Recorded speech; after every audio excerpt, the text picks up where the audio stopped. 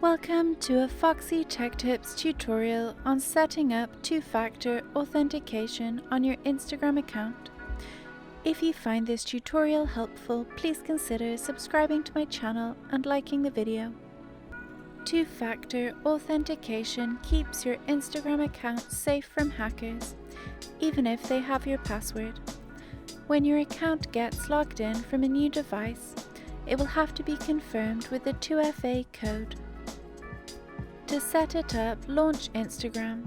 Tap your profile icon from the bottom right menu. Tap the three lines icon from the top right of your profile page, and then select Settings. In Settings, select Security. In the Security settings, tap Two-Factor Authentication. Tap Get Started. Select whether you want to use an authentication app or text messages for two-factor authentication.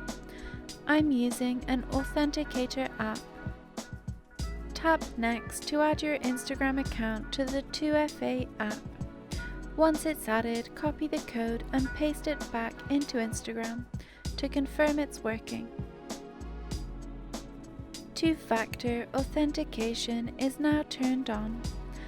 It will ask you for a code in addition to your password when you log in on a new device that isn't recognized.